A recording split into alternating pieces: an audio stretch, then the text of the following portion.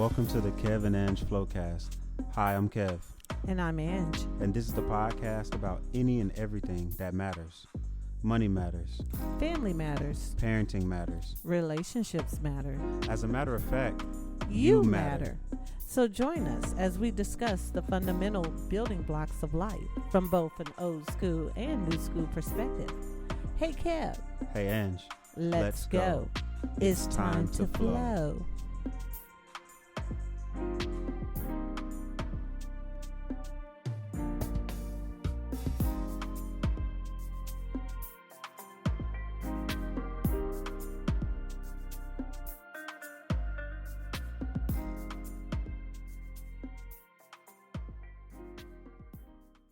Welcome to the Kev and Ange Flowcast, where we talk about everything that matters. And our episode 1 is just, to give y'all a little insight about our background, our history and everything, what got us to not only where we are today, but how we came about meeting each other, and also what, I guess, pushed us in the direction that helped us want to, put this podcast together.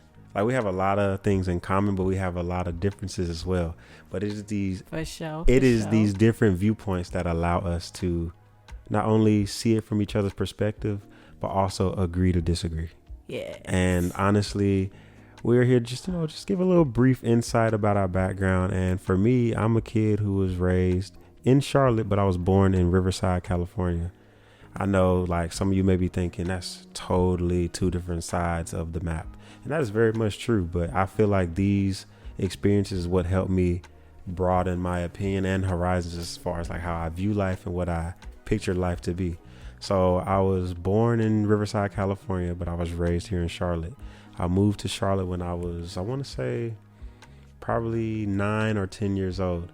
And what caused us to move, my mother's mom, which is my grandmother, passed away, and then my father's mom passed away. So we moved to each side of the country just to be there for them in their last days. And honestly, at first I really didn't understand what was happening, but I would say as far as schooling and everything was going, I didn't really get a solid foundation with friends because I was always bouncing around, moving around. So in between, I moved from Charlotte to California and then back and forth probably several times. Interesting, Kev. At least you recall your move. Mm-hmm. I'm born and raised in Shreveport, Louisiana. My mom made the move to the Midwest when I was 2 years old, so I don't recall the move. Only thing my recollection is when we moved, I do remember living in the projects. It was just my brother and I. My brother's 1 year older than I am, and I remember moving to Omaha, Nebraska, and living in the projects. I remember having my own bedroom, my brother having his own bedroom, and life was good back then. What were some of some of the things you remember, like growing up in the area you grew up in? Like, was the hood was it like how everybody kind of portrays their hood to be just all bad now? Or absolutely not. Okay. Absolutely not. It was a sense of family is what I remember. Kids played outside together. I remember, the old TV shows. We would go outside and act out those TV shows. I remember my brother in particular. He was a huge fan of Tarzan. I don't know if that's, Tarzan. I know the Tarzan's been around since the early 80s. Okay. But yeah. He would play Tarzan in the trees, and yeah, it was a sense of family. Everybody got along. I don't remember any drama. I don't remember any violent situations occurring. I do recall my brother setting our apartment on fire, and the fire accident department, on purpose. Yes, he was playing with matches. Oh, okay. My mom was downstairs, and we were supposed to be in our bedroom taking a nap, and he was a little bad kid, and I remember him getting a hold of some matches and playing around with matches. And next thing you know, our apartment went up in flame. And then the fire department was there. And what was the viewpoint of everybody in the household after that happened? Because I have a story similar to that. I almost you were a bad kid too, huh? In a way, but I almost burned our apartment down from making noodles, but I didn't put any water in the pot. Gotcha. So I walked away from the pot, went outside to play, where that was my mistake, going outside to play while noodles were cooking. I came back and the whole kitchen was on fire. Wow. Luckily, nobody else was in the house, but I didn't know what to do. I wasn't going back in there. So, same here. Luckily, we got out. Nobody had any issues. No one got burned. But of course, my mom was upset, but she was a loving mom. We moved past it, moved on. Was there I guess like a disciplinary? Oh yeah. See, now we talk about old school, new school. I don't know how you were raised, but we got our butt spanked. Mothers back then had no problem giving you a spank and pulling out the belt. So it was only belts? It wasn't like... Hey, belts, extension cords. Okay, see. So we draw the line. Extension cords. Yeah, that's definitely... I wouldn't call it old school. I know some friends who got hit with extension cords. But okay. My mom and dad would talk about paddles, spoons, extension cord. Pretty much anything that was in arm's length. Shoes, the back of a heel, like... It really didn't matter. I would say grandparents use switches. You know anything about those switches? Yeah, you got to go pick your own. Pick them and pill them. So yeah, I don't know about the pilling part. Pill and twist them together. I really wouldn't know about the pilling part. Like, I know, like, with discipline, it was a mixture of belts and paddles and stuff like that, switches, but there was also like my dad and my uncle. You're going to put your hands up. Since you want to be disrespectful, act like a class clown, we're going to teach you how to act like a clown. Or you think you really big dog now, so show me you big dog. Or like, even sometimes my granddad never put his hands on us. We do yard work. See, yeah. Sometimes the punishment was chores. See, I thought you would have grew up, being a little new schooler, that you would have grew up in the timeout age.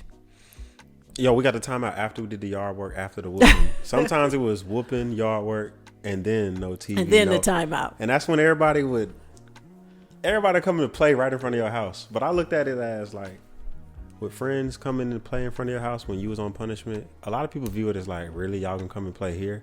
I looked at it as like, my friends really rock with me because instead of going to play somewhere else, they would rather sit right here in the front yard. Like, we understand that you can't be outside with us, so we're going to show you, like, you're not really missing out on nothing. We right here with you. And sometimes, with punishment, your friends will help you do the yard work. If those, like, the close friends, like, Kev, you gotta clean up, you gotta sweep, you gotta rake.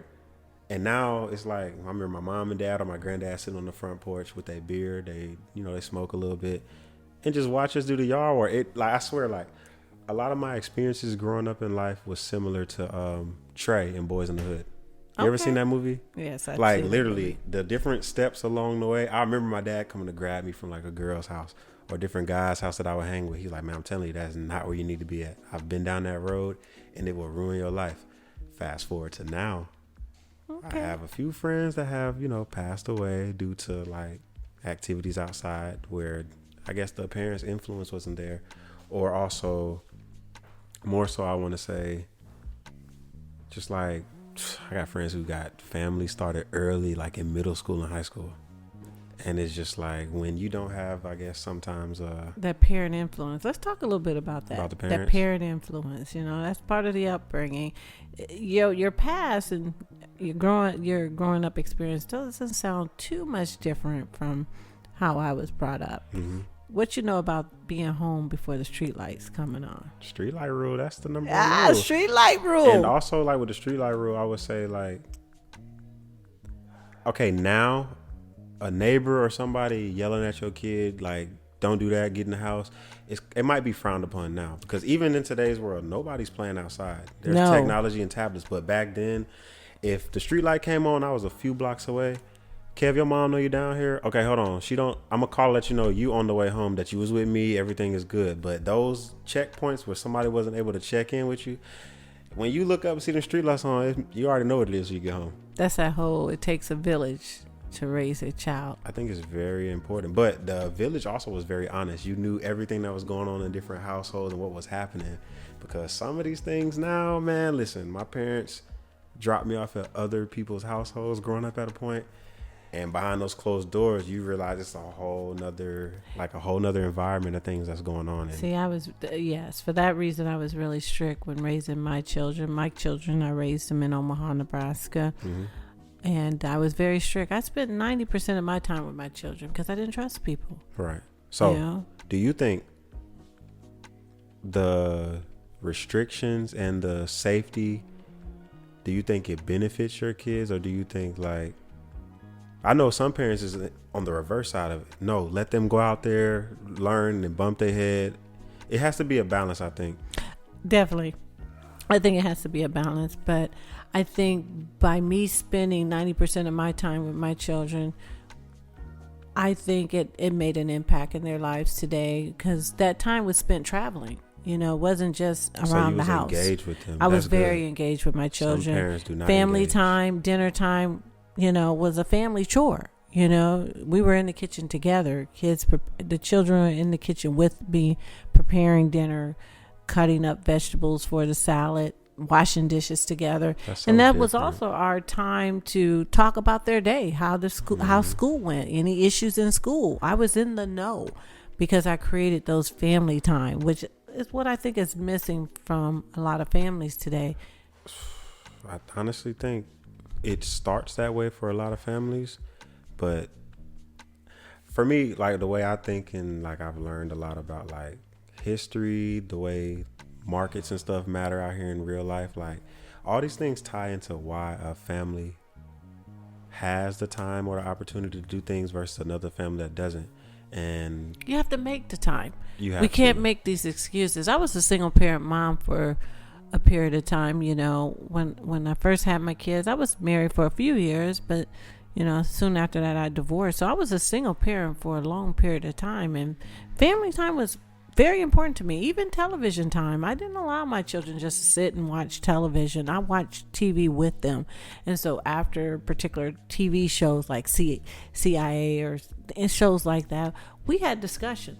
You know, I wanted my kids to be informed about the real world, what was going on out here in the world. So I used those opportunities to have those conversations with them, to teach them about conflict resolution, the best way to resolve conflict other than, you know, pulling out a gun and shooting somebody. I didn't want them to be desensitized by what they saw on TV and didn't know how to handle difficult situations in the real world. Right. I mean, even with conflict resolution, sometimes I feel like, it might not always be the truth, but just like how like old school believes sometimes a good little butt kicking matters, sometimes people in our generation, they need them hands laid on them real quick. Because I remember one time I would tell my father, I'm like, yeah, Dad, leave him alone. He got an attitude problem. My uncle and dad would be like, he just ain't got hit yet. Or he just ain't got beat up yet or something like that. Certain things happen in life, it'll round you out. Like, I know maybe that's different. I was a mom versus a male figure, so I don't know if it's different for a male figure. For a mom, you know, I believe in discipline. I did discipline my children, even though they claim, you know, it didn't hurt. But I tell you what, what they didn't like that I felt was most effective was my lectures. My kids would tell you, I would lecture them. They had to repeat back to me what I said to them. The words resonate more than I believe like the other disciplinary actions. My father was good at both. So I remember like situations what happened growing up where like I might be hanging around a group of friends or I might be in a certain setting I knew I had no business being, but I would ignore everything up until that point until something drastic was about to happen. And it's like that a light would come on. That light, that grace, the part where your family or your friends would implement these positive things into you, it clicks on right when that happened. Like I remember, one time, me and my friend got arrested for stealing out of the grocery store.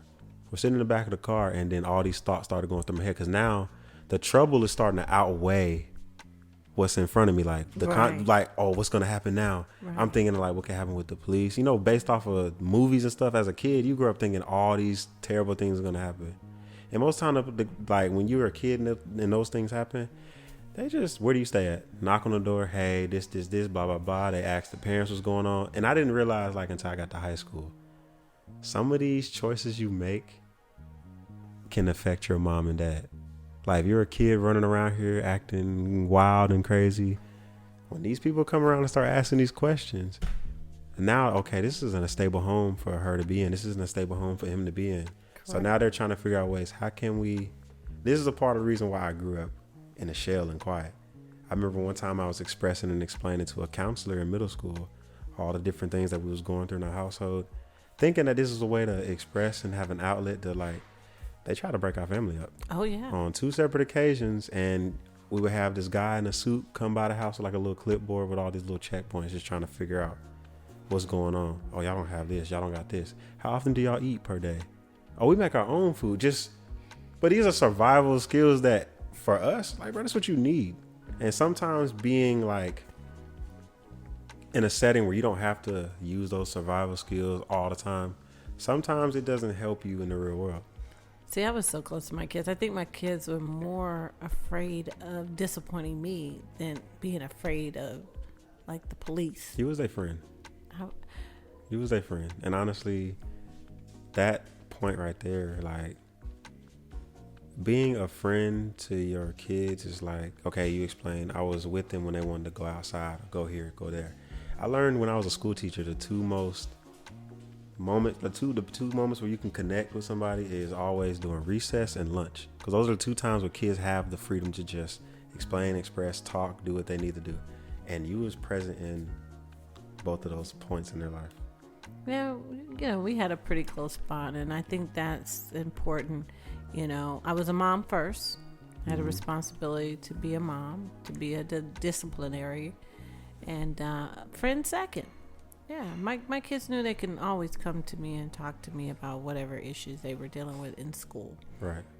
Right. I had an open door policy. They could come to me, no judgment, and we talk it through, and I would teach them, how to come up with solutions to problems.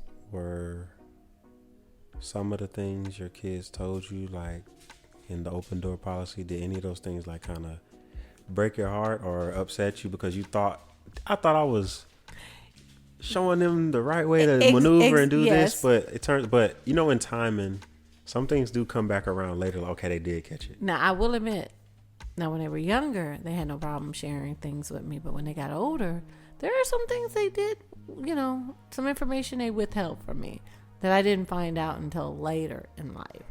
And they must have made a pact with each other that we weren't going to let mom know, because they knew it would break my heart. That's that bond between brothers and sisters. Like, that happens with any. I felt like me and my brother and sister bond came through sticking up for each other during like the times we would get in trouble. And most of the time, the person who had the most heart, I honestly would say, was my little brother. Like, when we would get in trouble, he would be the one to know it was me. And like, I'm the one who was very like quiet and reserved. I learned like, and I don't know where I got this from, but it's like, I'm not going to say anything until you got me all the way into a corner. But until then, no, I didn't do it. Yeah, they made a little pact, Yeah. And I guess they felt like whatever the situation was, it was still within their control. But if anything happened that they felt was outside their control, they did come to me. How was it growing up for you as far as a open door policy, talking to your parents? I don't recall having that open door policy, and I think that's one of the reasons why I established an open door policy with my children, because my parents, I was raised in an environment you just didn't talk to. Your parents were very strict. You didn't have a say? You didn't have a say. I was told you couldn't talk to boys. You can't talk to boys on the phone until you're at least 16 years old. There was no compromise there whatsoever. You really didn't have a voice. So I think when I started having children, I just made a promise to myself that I'm going to give my kids a voice by having this open door policy. I want them to feel like they have a safe place, right, and that I'm that safe place that they can come to me and talk to me about anything. Did you feel like, okay, compared to when you was growing up and compared to raising kids, do you feel like the open door policy, being able to express when you want to express or the need to express, was important or more beneficial than it was definitely not having an opinion at all? I think it's more beneficial because to this day, my kids, when they're dealing with a problem, guess who they come to? You. They come to me. They seek my advice. Right. They valued my advice. They had an appreciation for me allowing them to be upfront and open and honest about their feelings, and me not judging them. The key is not to judge them. It's just to help them navigate through whatever that issue is. And to this day, they're grown. My kids are all in their 30s. My baby girl will be 30, and they still come to me for advice. On a totem, like left and right, 1 to 10, or however you want to gauge it, do you think there was more discipline than it was teaching, or you actually gave more conversation than discipline? I think more teaching and conversation. Which one do you think is more beneficial? I think you got to have a balance. Mm-hmm. I think because I did more teaching and setting an expectation, I didn't have to rely heavily on the discipline. Did it hurt you to like discipline your kids sometimes? Of course. Like you go in the room and like break down a little bit? You know, I wouldn't say I broke down, got emotional or anything. You know, I knew I had to go in there and handle my business, but you know, I didn't take pleasure in having to discipline my children. But you know, I thought it was one of those necessary evils. You know, it had to be done. You know. Now, on the other side of that, since we're on the discipline part of like growing up and everything, there were times where me and my brother and sometimes my sister would laugh through our like my kids did the same like okay, for example, my like my mom or dad would like swing the belt and they would miss. Yes, I thought that would be funny. Or what's another way? Fake tears. I remember one time I faked some tears. We was at a Marshall's.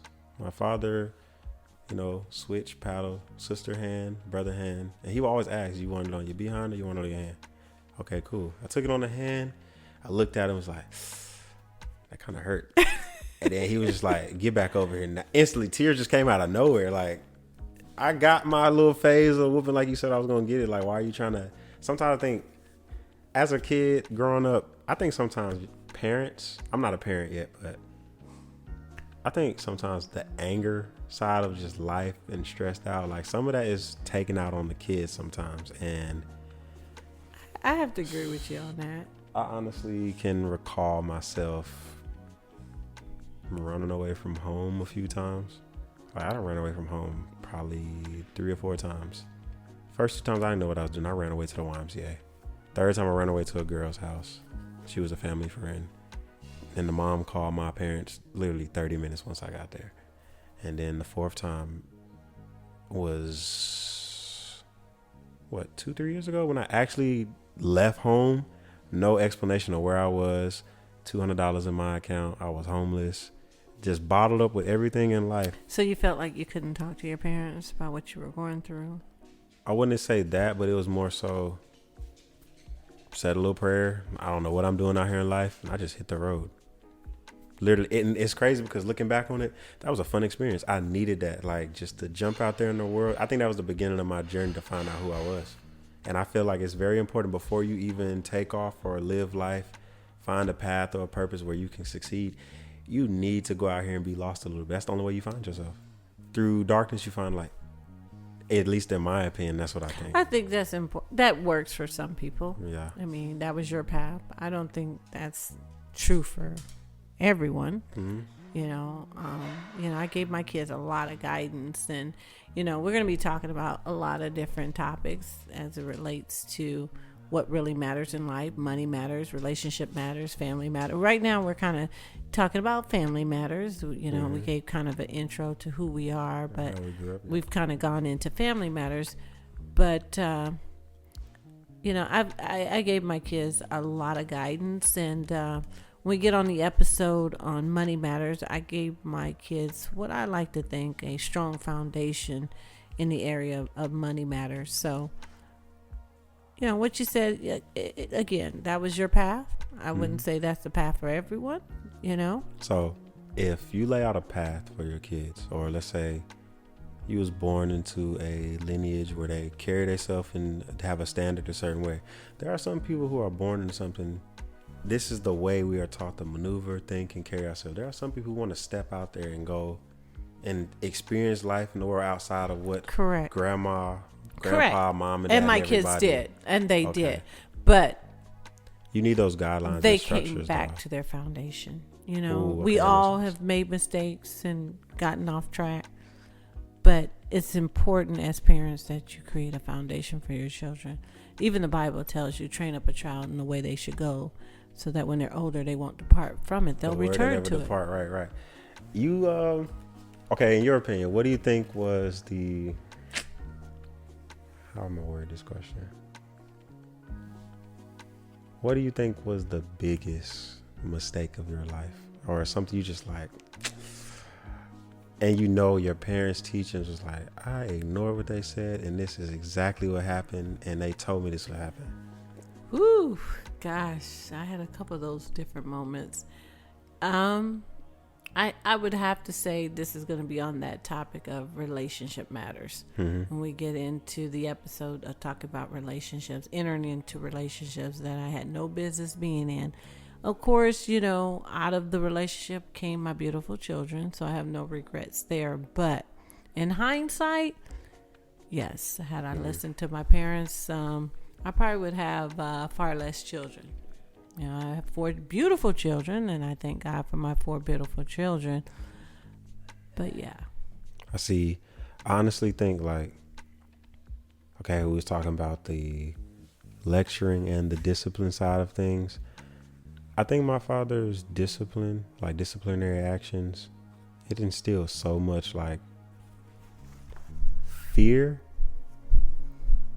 but it's like, I didn't believe in the fear tactic. Man, look.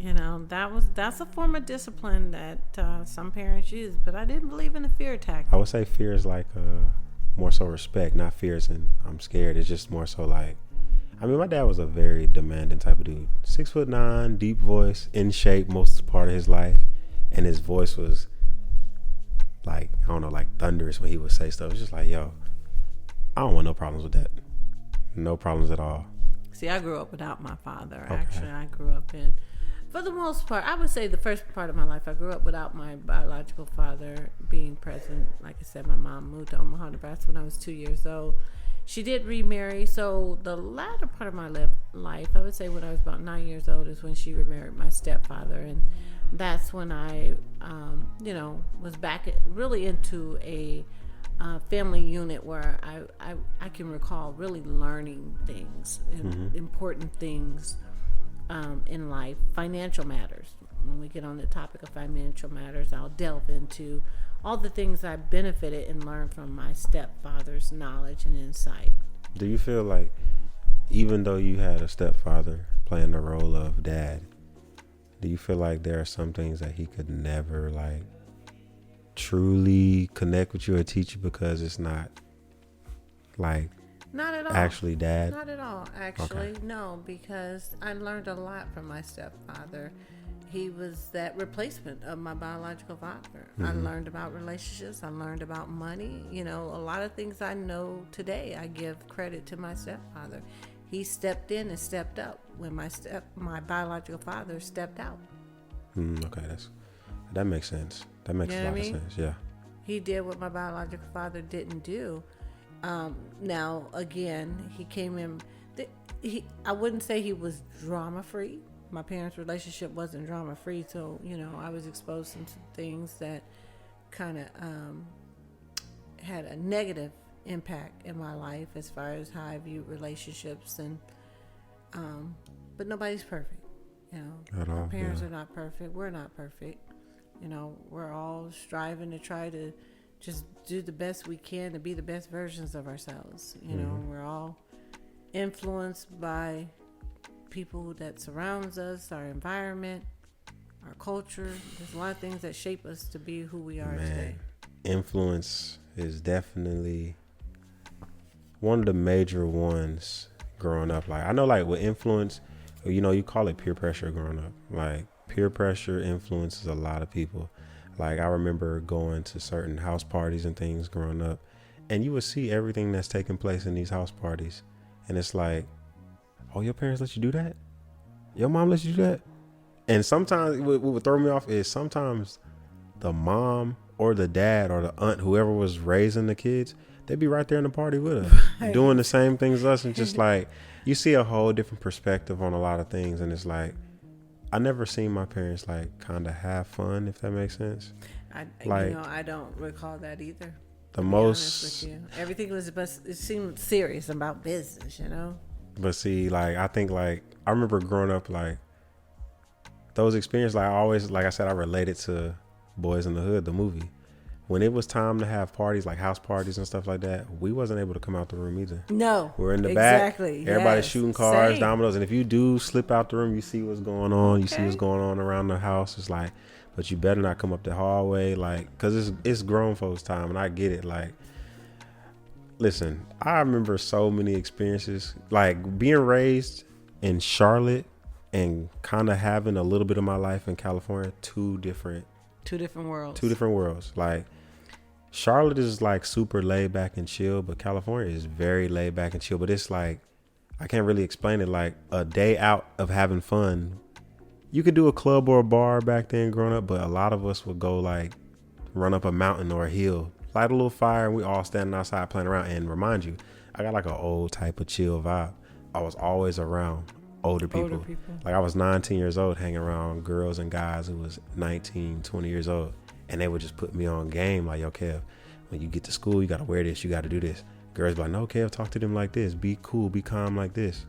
Like my laid back, chill demeanor. Like I said, in middle school, I had girls who was in the 12th grade dropping me off at school. We won't talk about middle school. Those were the worst years of my life. Oh, no, mine was terrible. But Mine was terrible. Yeah. Terrible experience. And I think I'm still scarred today.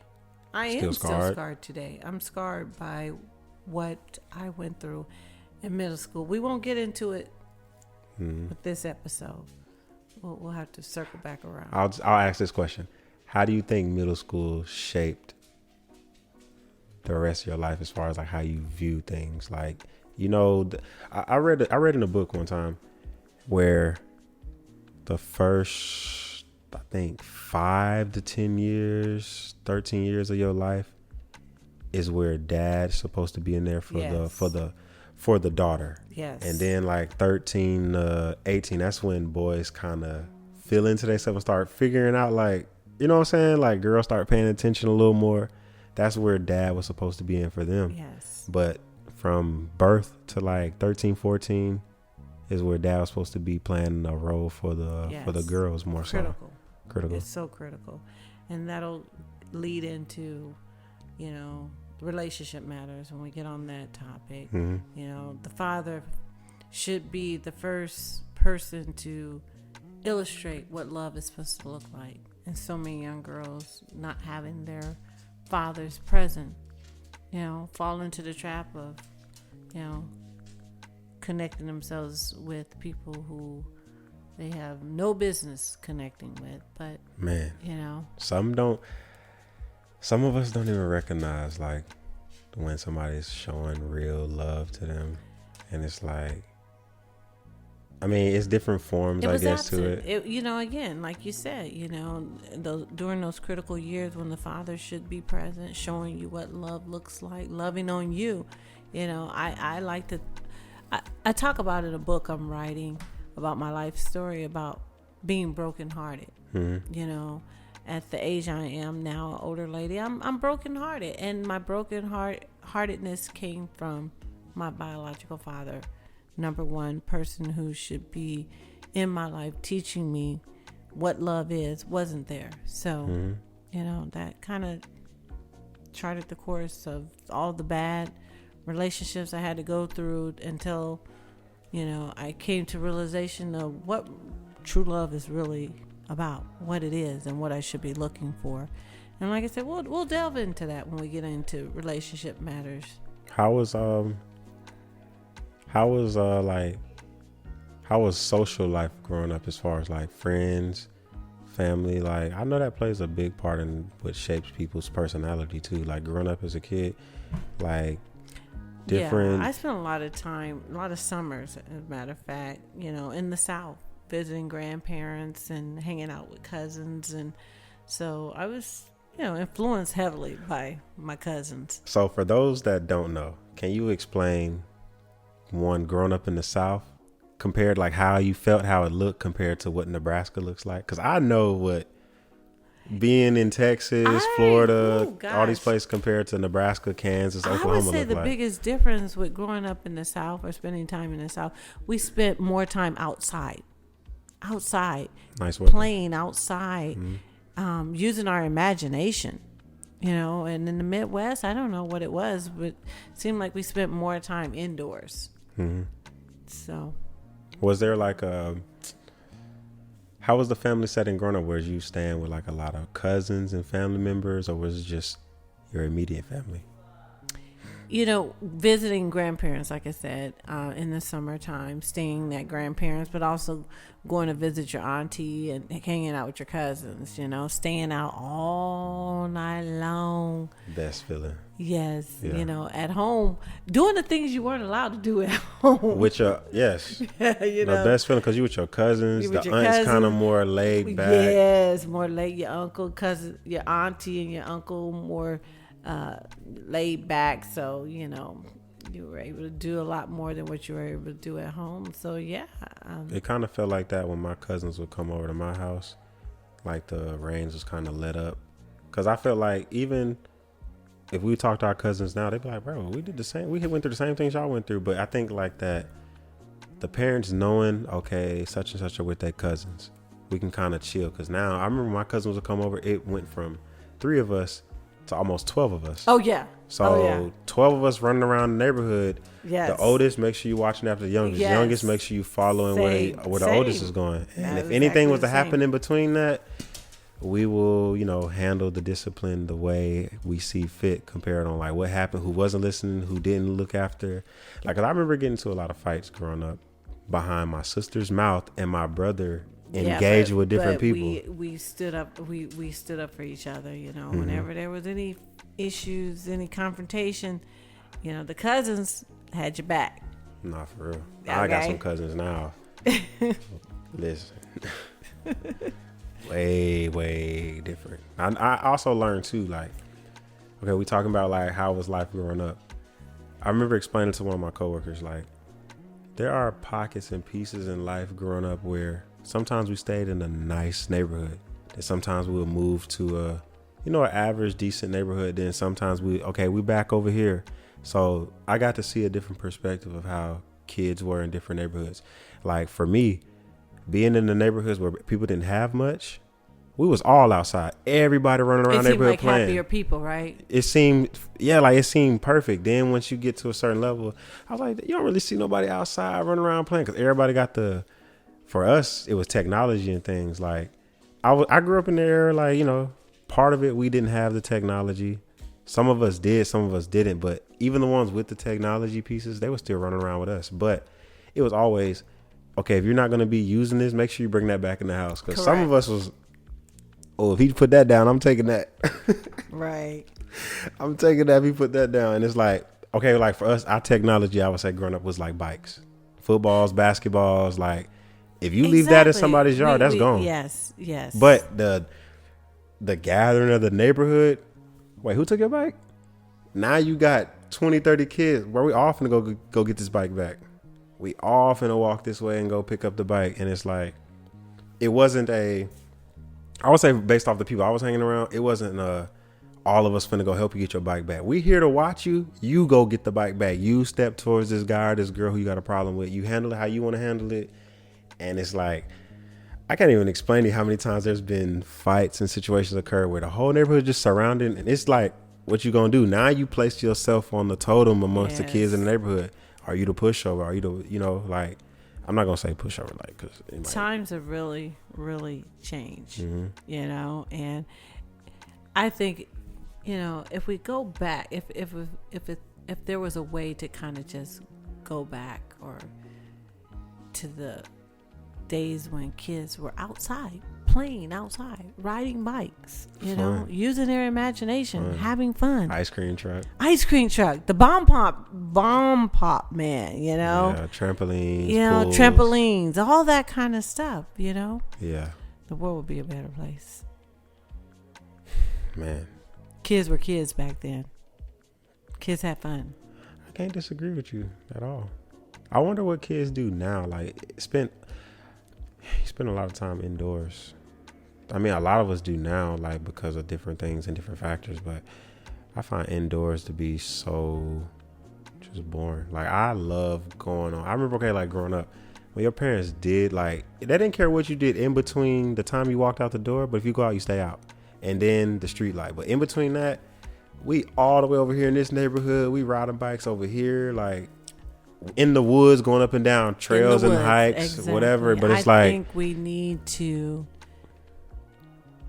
in conclusion, I think we need to get back to a sense of familyness. I think that's what's missing in the world today. Honestly, I don't think it is missing, but like I would say more so for this generation, it's more so the parents who got to step into the kids' world now.